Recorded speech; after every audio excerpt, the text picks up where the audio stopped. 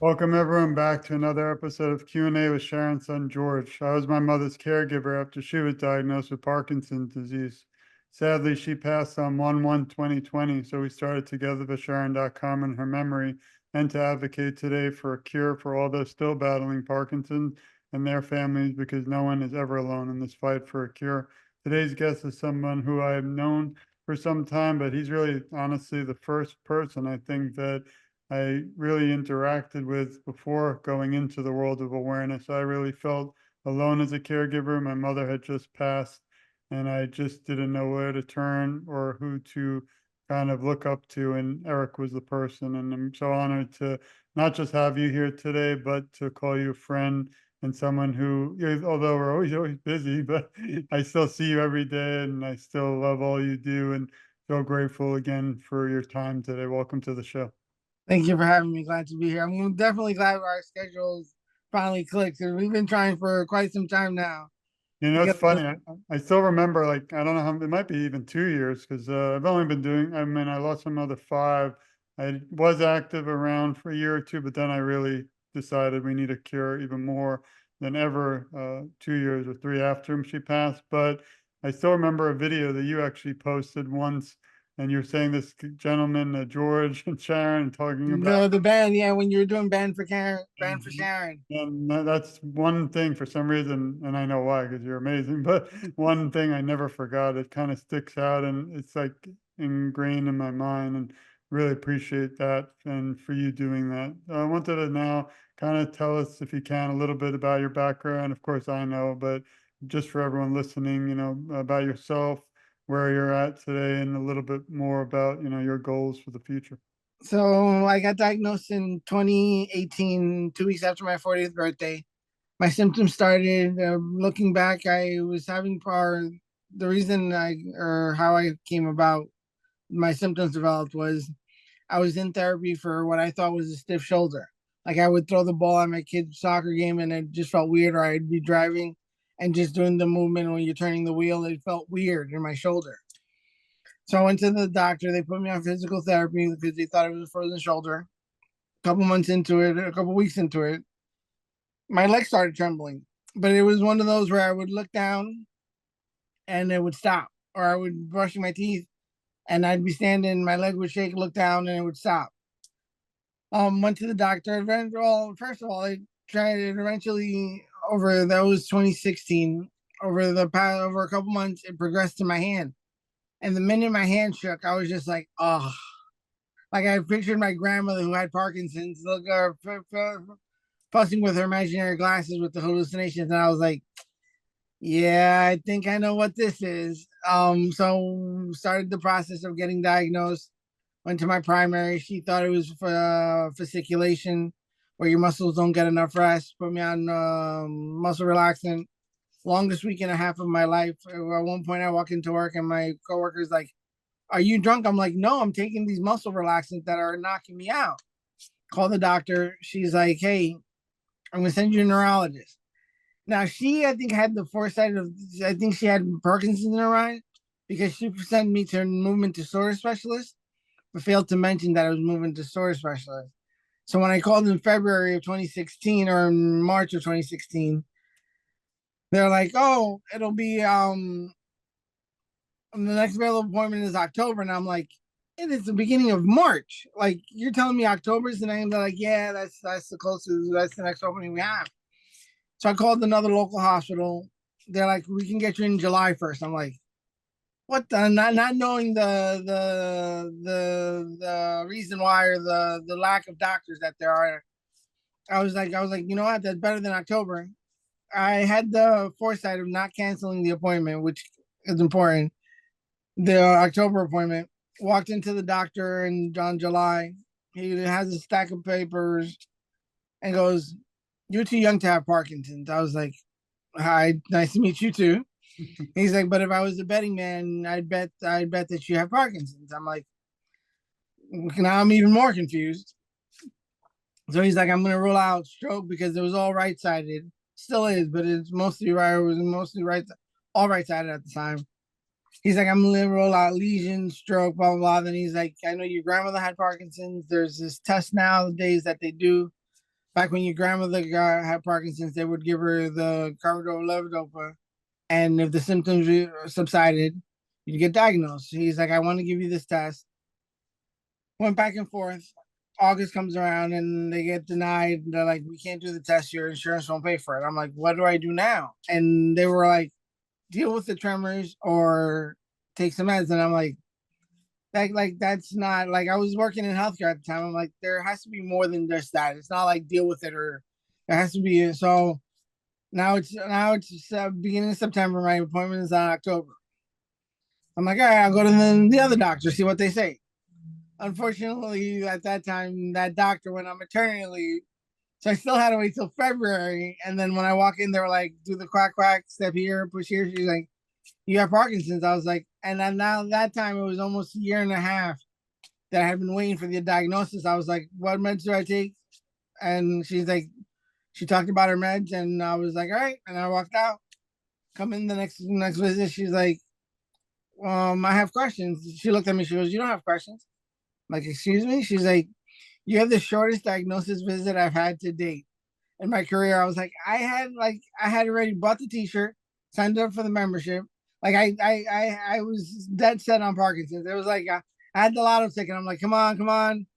Like I'd have been shocked if she would have said, oh, you have MS or you have this or you have that, because that I think would have devastated me more because of my history and what I knew about it and having my grandmother. So everyone's like, how devastating was your diagnosis? I'm like, it really wasn't, because that's what I was expecting. So it's one of those things that it's most people have to wait 2 or 3 years to get the diagnosis, especially for young onset Parkinson's. And that's one of my things that I'm trying to get great awareness, but also help people move forward, because people go to the doctors and they don't have time to realize the questions that they have. And my goal is, at least in Pennsylvania, or as far as my voice can be heard, is one, for the doctors to use the word management, not treat. Because if you tell someone they're going to treat the condition, there's a false sense of security, because treatment implies there's a resolve to the problem. And until right now, there's no cure for Parkinson's. It's a progressive degenerative neurological disorder. So it's gonna get worse. So you're managing the condition, not treating it. And then for someone to come to me or anyone, or have them be able to find someone to say, hey, what questions do you have? Let's talk. Let's spend 3 hours just complaining about what this diagnosis is, or spend 3 hours saying, all right, this is how you want to do it. Let's go here first. Let's go there. But that's my. Thank.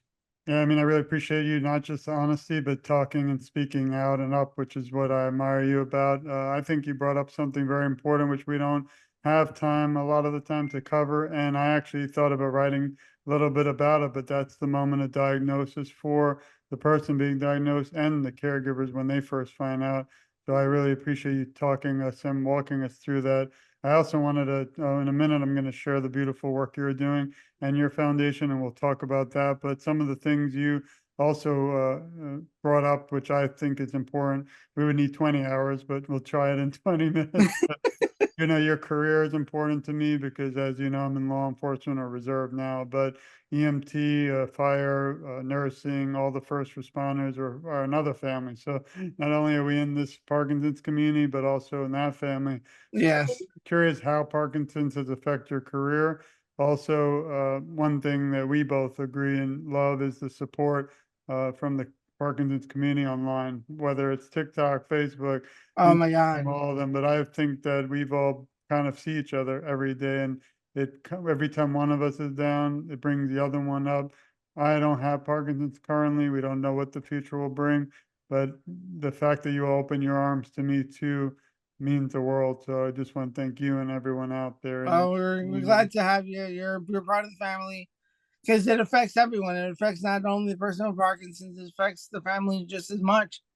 And it's something that um caregiver burnout is something that's real, and I think sometimes it's more debilitating than the disease, because you carry so much weight that when you're struggling with the person with Parkinson's, they can't help you when you're too busy helping them and don't realize that you need to help yourself first.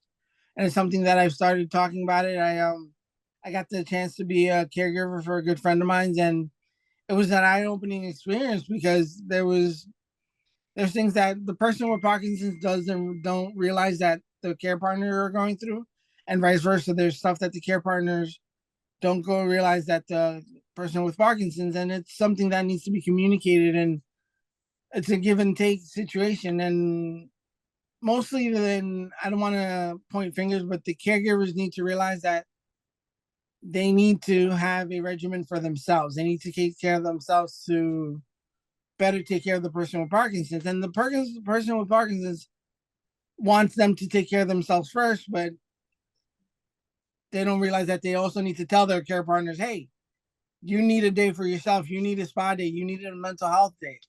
It's a mentally taxing disease for both people or everyone involved.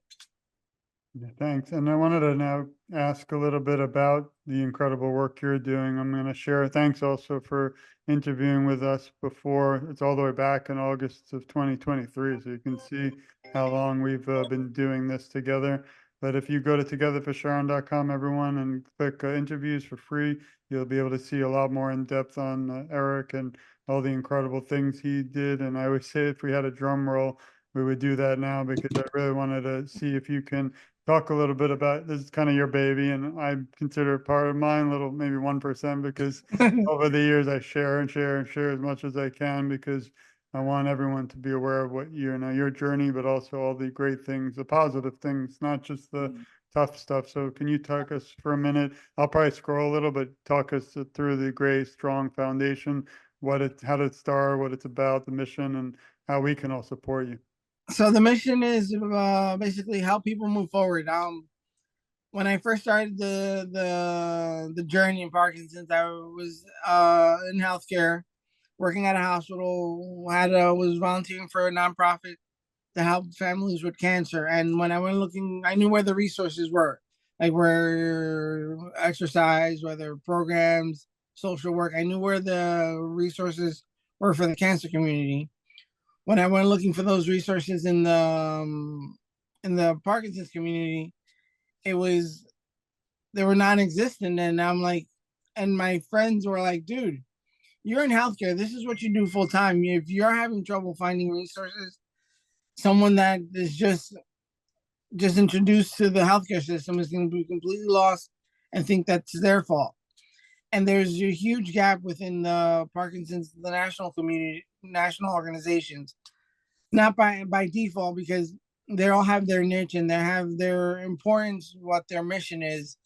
But if someone gets diagnosed and is looking for research to be their, they want their journey to be research based and go to the Parkinson's Foundation, they're going to find some research, but they're not going to find as much resources for research if they go to the Michael J. Fox, or if someone's looking to live well with Parkinson's and just live in the now and have a better functional life, and they go to they go to the Michael J. Fox Foundation, they'll find some stuff there, but they're not like if they go to the Davis Finney Foundation. So having being able to point someone in the right direction and say, hey, listen, it's going to be a shaky road ahead. Let's get you off on the right foot.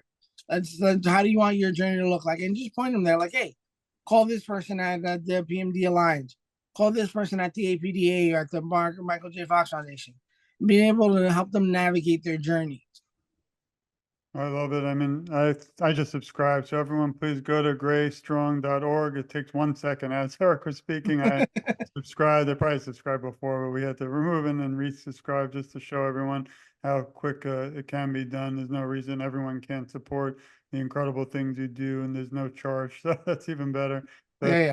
I wanted to also talk about an award you just received, which we'll get to in a minute. Also, a lot of this, I love that, you're speaking out too. You have a podcast. Is that still, how's the podcast coming? Is it? It's working. I've started recording episodes. I have a problem that people say I love to hear the sound of my own voice, and I do when it's live. But when it's pre-recorded and I go back to editing, I'm like, I don't like the sound of my voice and I nitpick. So that's one you mentioned earlier, how people can help. If there's someone that loves editing audio, by all means, give me a call. I have like 5 hours of audio that I need to get edited. No, I love that. And also, it's incredible to see all the sponsors and how important it is. I feel, and I say it a lot, people probably tired of it, but it's true that we have to be a family in the fight for a cure. Oh yeah. You have a voice, I might have one, but I feel it like I feel like the earth literally shakes when we join together, like right now, because we're really gonna kind of kick down the doors for the EMT and for police and for everyone. Oh yeah. It's And just that's another thing that I'm working on. Being an ambassador for all these organizations, and they were sending me material on their projects and stuff like that. There's a big push, at least from the Parkinson's Foundation, about the healthcare system and how people with Parkinson's are being managed in those healthcare settings. Well, the problem is that when they the introduction to that setting doesn't start when they walk into the hospital. If you look at the statistics, 44% of hospital admissions coming through ambulances. So that introduction to the healthcare system is going to happen at the patient's bedside at the nursing home or at their job because they had an emergency on the side of the road. And now all the stuff they want people to have in place when they get to the hospital is an hour behind because the EMTs are going to tell them, no, don't do that, or not ask questions. And looking and doing my research for this class, and it's not that I'm trying to reinvent the wheel. The dynamic and the algorithm for them to manage the Parkinson's patient is already there. It's just no one has said, hey, these same questions or the same algorithm that you apply to the diabetic patient, that you apply to the stroke patient or the cardiac patient, apply it to someone with Parkinson's. And like you asked the diabetic, when was the last time they took their insulin? When's their next dose for the metformin? And so why are we asking, hey, when was your last med? What are your off times? Or when are you next due? And stuff like that that is simple and just redirecting the conversation. Yeah, no, these are really important topics and points. Also, kind of going back a little, how did the diagnosis affect your career as an EMT? Are you still active? Were they, I don't want to say anything bad, but were they kind of supportive? They were supportive. I actually took myself out of service because it was getting, I didn't feel safe for Yeah, me, myself, and my partner. And it was one of those that the excitement, I couldn't, like, the excitement and the adrenaline, you can't hide it anymore when you have Parkinson's because it affects all. I'm here on the call that made it bad was, or that made me realize that I needed to step down, was we had a cardiac arrest, and the adrenaline had me, my adrenaline was so high just out of routine that my arm looked like it was flapping on my side.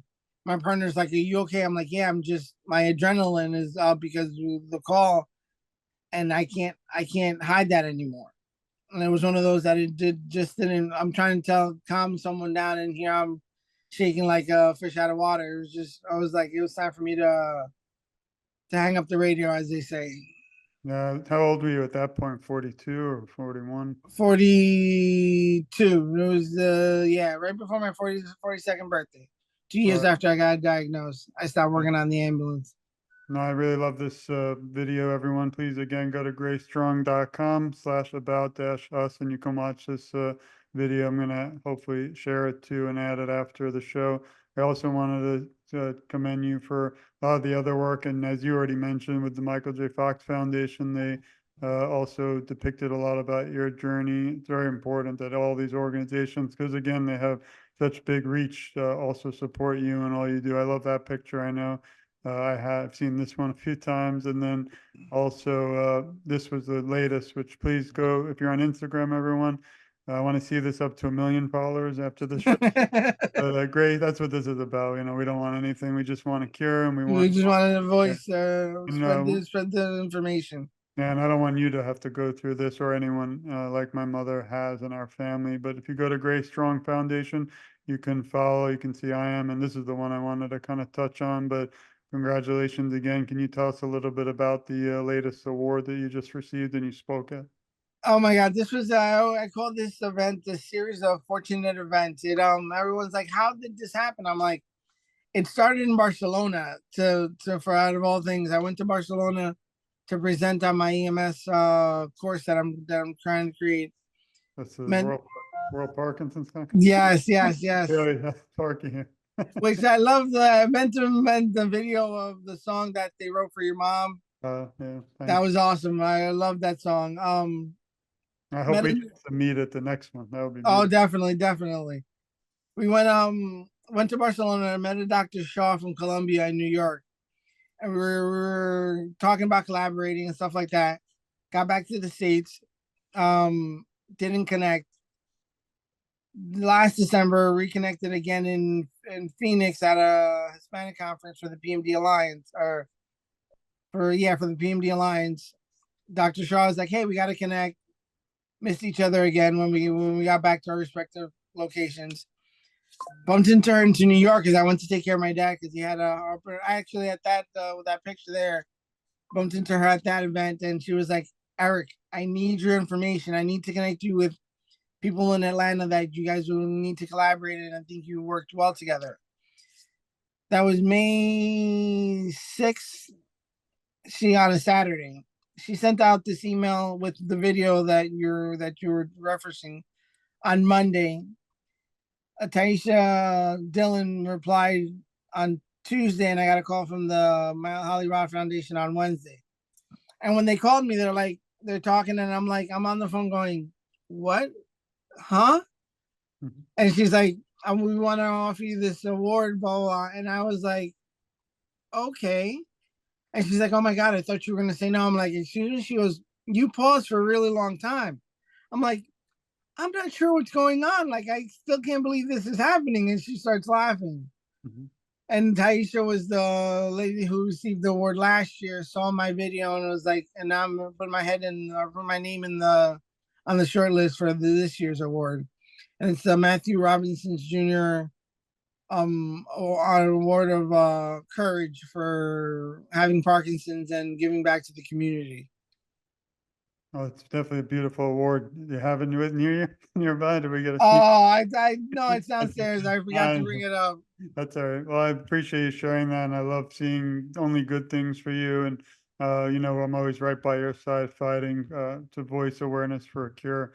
But it's really amazing seeing you out there and active and smiling. That's all that we want. I wanted to now shift a little bit more about Eric, the man behind the Grace Strong Foundation. Can you tell us 3 words that describe who you are? Uh, You can pass if you're too. no, no, no. I'm a clown, a Like, people person, and compassionate. and then we have to add fourth as original because I never heard the final. Oh yeah. You might have a lot, but is there one moment or most memorable moment that stands out through all of your work so far with awareness that you can share? Um, the my first support group that I hosted in person. The first person I met. I say that I met three ladies, but a mom and a daughter came in, and it was the daughter who found me online. The mom who just got diagnosed walked into that room, and then the third lady that I say is the mom who left with a new outlook on her life. She walks in, and the second question she said to me was, "Am I gonna die?" And I'm like, "From what? Like, what other diagnosis do you have?" And the daughter's like, "No, she just has the Parkinson's." I'm like, "No, you can live a wonderful life. You can do all the things you want to do. Um, it's just you're on a different road now." And she was like, the mom's like, "Oh, there's a bunch of things I wanted to do." And the daughter chuckles, and I was like, what did you want to do? Let's talk about it. Let's see how we can help." And the daughter's like, "She's a couch potato. She doesn't like going anywhere. All she watches TV." I said, "See, you can still do the same thing you wanted to do." And she started laughing. But she had a whole new outlook on the diagnosis. It was November. She had got diagnosed in like October, September, and she was 2 months where she was like didn't realize that it wasn't a death sentence. It was just you got put on a new road. I have I have a whole presentation on car analogies, but I say getting diagnosed with Parkinson's is like you taking your car for your brand new car, your dream car, and taking it in for its first checkup or first oil change. And there, let's say it's a brand new BMW or Volvo. or Lexus or the Bugatti, whatever it is, and you walk in and they come back with the keys to a 1982 Honda Accord, two-tone panels with roll manual windows, and you're like, "What's this?" They're like, "This is your car." And you're like, "But I had somewhere to go." I'm like, "Well, you can still get there. You just have to take side roads, stop for oil change, check the tires more often, but you can still get to destination. It's just a different path that you have to take to get to that destination. It's not a ending to whatever you want to do." My best friend Chris, he has a tattoo that says "Don't panic" with semicolon in the middle of the "don't." But it's like, don't panic. It's not a death sentence. It's just a new journey that you have to experience, and you're gonna have to get there differently. And one area I wanted to touch on, which is important, is the people actually behind the scenes. So obviously you, Erica, the face of the organization, but I always like to kind of not bring them out physically, but thank everyone in your family and your friends for the support they give you. But who helps you during times of struggle? I was a caregiver, as you know. What tips could you give those listening who are caregivers? Um, like I said earlier, take time for yourself, because you have to be mentally strong for two people, and it's hard enough being mentally strong for one person. If you don't have a de-stressing or a mental health routine to refocus yourself and take the burden off yourself, you're not, unfortunately, you're not doing the justice that you want to do. You're and I hate to use the word failing at what you're doing, because you are succeeding, but you're failing yourself because you're not taking care of yourself, and it's hard enough to take care of one person. So you need to take care of yourself first, and then in turn, you're not taking away from you're not taking away time from helping that person, your person with Parkinson's. You're just giving them better care because you're taking care of yourself, if that makes sense. Yeah, it does. And I want to again to send a thank you and love and support to your family and all those who also care for you. Because I don't think a lot of time we give them also enough. No, no, no. I'm a handful. I was a handful before the Parkinson's. And then they get an extra double thank you Yeah. support. And the next area is who's your hero and inspiration? Um, Everyone in the community, from yourself to my friend Chris, Melissa, Mel, Missy, everyone that I've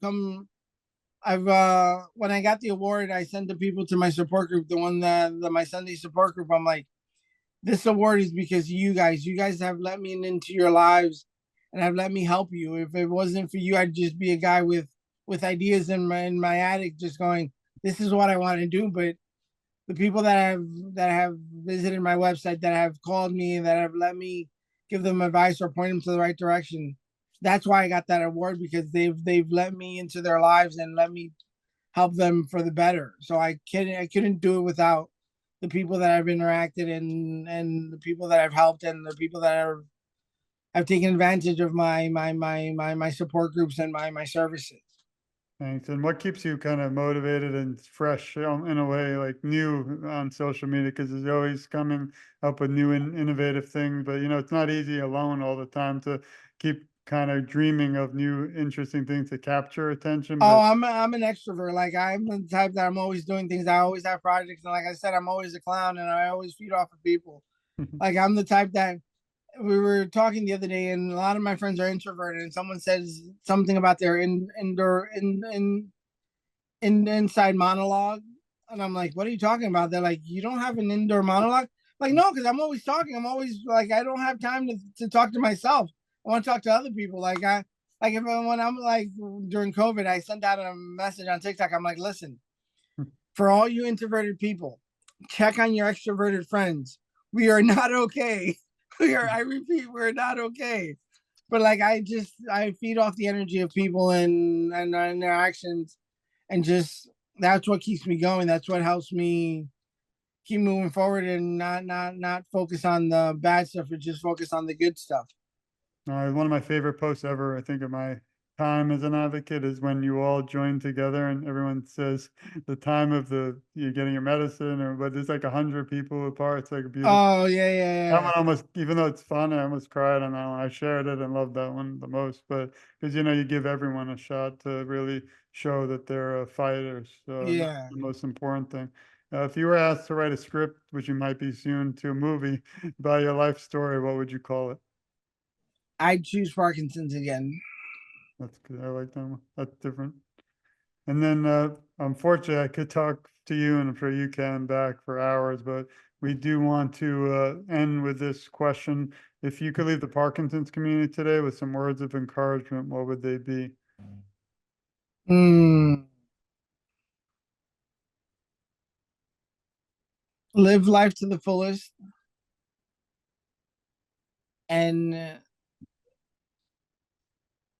make every victory counts.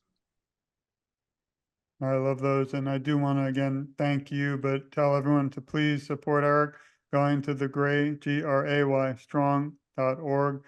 Please donate. Please follow him on Instagram and all social media, TikTok. We didn't, if I had more time, we could probably have an hour. Oh, we are on the TikTok I one. love that stuff, but I do again want to thank you for your friendship time. I have a little message for you, everyone listening. We love you. We support you. We care a lot about you, and you're never alone. I, alongside with Eric, will advocate for you, and together I feel our voices are so much stronger. And I always say I'm just getting started because even though I'm not, every time I kind of feel it's been a tough day or see somebody struggling, then I go to Eric's TikTok or see all the awards or all the support and how he's so open and family to me and to so many. Just kind of inspires me to never give up. So really just again grateful for your time, friendship, and I believe there's a lot more to come. So thank you again, Eric. Thank you for having me. Pleasure to be here. Thanks. And thanks everyone also for listening. This has been another episode of Q&A with Sharon's son, George. As you know, we're not stopping. We're not going to take a break. I always say Parkinson doesn't take a break, so why should I? Even though it kind of breaks all the things Eric just said about taking care of your health first. But when my mother was struggling, I didn't want to take that minute because I wasn't sure it progressed so quickly, how much time we had together. So I am glad my own health suffered. And even today, as an advocate, as many of you know, sometimes I feel like a truck drove over me, but I pushed the truck off like the Hulk. And I get right back out there with Eric and we keep fighting. This is going to be important. I think this will be a beautiful memory and moment. And I think it's one that will live on beyond all of us, but hopefully it'll find the cure soon. And we can't stop. We won't stop. I feel like we'll be seeing some Jay-Z now. And Yeah. but please share this. Please again support Eric. It's just an honor to finally have you. And we're always here for you and everyone listening. So thanks again. Please be safe. We love Take you all. care. And never give up. Thanks.